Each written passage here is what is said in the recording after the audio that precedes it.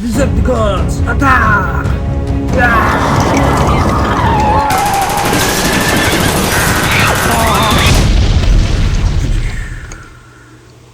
Pambihira naman.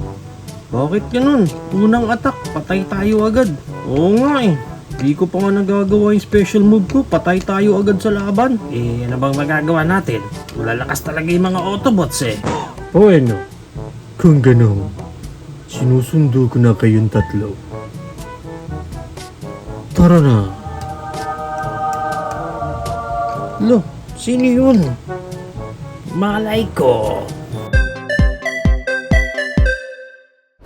Ito ang toy na re-review natin for today. This is the MFT Camera Brothers.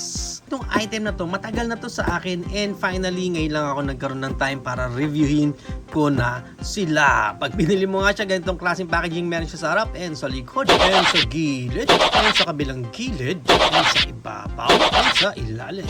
Yung na pag na-unbox natin siya, ito lang ang kasama niya doon sa pinaka loob ng box niya. Actually kasi, this is just a different version lang or correct color nung original na Camera Brothers or aka Decepticon Refractor. Pag binili mo yung original niya na colors, marami pa siya dapat mga accessories dyan. Yun nga lang, yung pinagbilhan ko kasi nito is as is lang siya. Ito lang talaga yung naka-provide niya. Ganun pa man, check na natin yung details niya. Yan. Okay. Medyo hindi siya mukhang camera pag nakaganyan siya kasi dapat meron pa tayong ilalagay dito na malaking lens niya which is ito. Yan. So, ganyan dapat ng itsura niya na naka-black version lang siya. But apparently nga, walang kasamang mga accessories ito. Ito lang ang itsura niya. Ayan. Kita tuloy yung mga ulo nila nakalitaw dyan. And para ma-disassemble natin silang tatlo, first na gagawin natin is tanggalin muna natin itong accessories na yan. From here, open mo itong lock na to. Pag na-open mo na yan, pwede mo nang ma-disassemble itong isa and also itong isa. Yan. Okay, and then itong pangatlo, open mo na rin yung lock niya dyan. Yan. Para ma-disassemble mo naman siya. So, ito pa yung isang accessories naman na kasama nila. Actually, this one is pwedeng maging shield. May hawakan siya dyan. And then dito, nakalagay na rin yung iba pa nilang accessories tulad ng ganitong klaseng baril niya. Yan. It's like parang scope lang din siya. We have here yung parang pang sniper naman nila na rifle. Pero hindi pa ito yung mismong baril kasi parang bubuuhin mo pa siya. And we have here naman yung kanyang knife. Yan. Isang piraso lang yung mga accessories na to. So, dito sa shield niya, may hawakan din yan. Pwede mong makuha ito. Yan, iangat mo lang yun ang ganyan.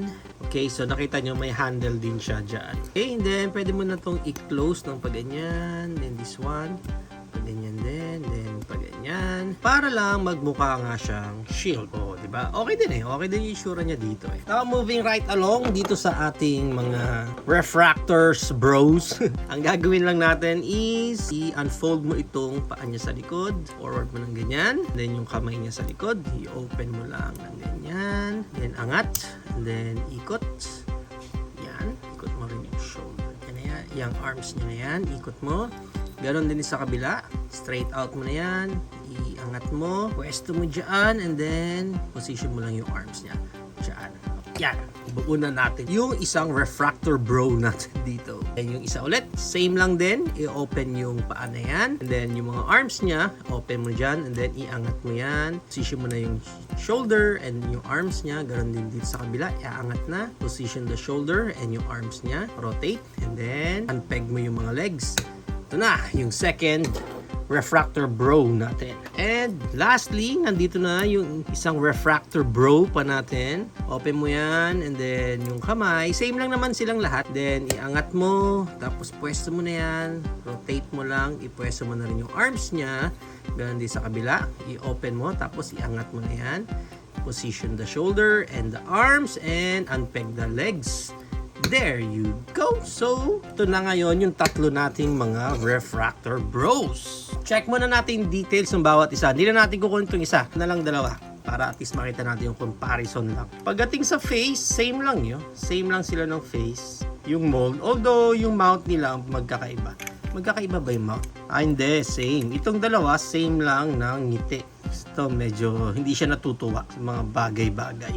Pero ito, masayahin siya. Yan. And then, of course, yung sa chest area nila, yun ang malaking difference. Other than that, almost same lang. Okay? And ang maganda niyan, compare natin kaagad yan dito sa ating original color na refractor. Same lang talaga, even yung mold ng face, even yung smile nila, same lang. Ang malaking difference, syempre, yung color. So, ito is overcook and ito is medyo cook. Ayan, ang difference sila ang dalawa. Okay, yan sa likod. Then, check naman natin tong isa. Yung difference naman nilang dalawa. Pagdating sa face, ayan, same lang din naman sa face. Again, it's the color lang yung pinagkaiba. Para sa articulation nitong refractor natin na to, sa head niya, na-rotate naman yan. Pwede pang mag-look up ng konti. Konti lang yung look up niya. Look down, walang look down.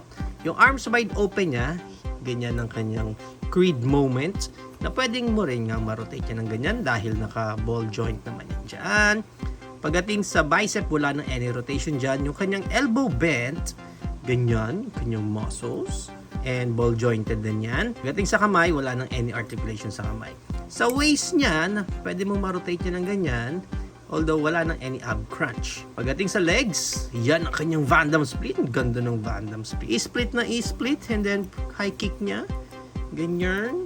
And ang kanyang back kick, ang taas ng back kick niya, ball jointed din yung peg niya dyan. Wala rin siyang any thigh rotation, although yung tuhod niya ball jointed, so naro-rotate din yan, and yung kanyang knee bent, ganyan. Ang ganda ng knee bent niya.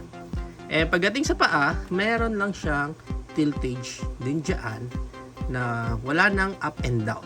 Tiltage lang. And para masubukan lang natin yung mga accessories nila dito, itong knife na to, pwede mo naman nilang mahawakan yan. Amin ang toys mo, ganun. Tapos ito is pwede mo ikabit din yata dito sa ulo niya. Yan, ganyan. Hold up to, hindi mo ko kilala. And this one, itong shield natin dito, kukunin mo lang yung handle ng shield niya dyan. Yan. O, diba? Ang ganda yun. Ang ganda ng dating. Parang anti-riot police siya. Hindi mo ako masusugatan. Cling, cling, cling. Although, ito nga yung mga baril natin dito. Wala kulang talaga yung accessories na nakuha natin. Pero pwede pa rin naman yata niya mahawakan. See? Ayan, pwede pa rin naman.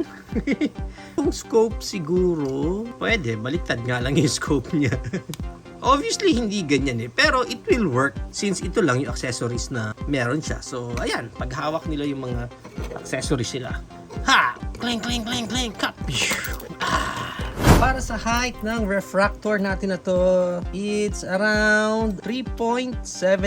Hindi pa sila umabot ng 4 inches. And maganda niyan, i-compare pa natin siya sa ating original color ng MFT Refractor Bros or Camera Bros. Yan. Yun, no? Okay din, no? Parang maganda rin sila ipang army build. Yan, ipasok na natin ang ating black version din ng ating Jinbao Optimus Prime.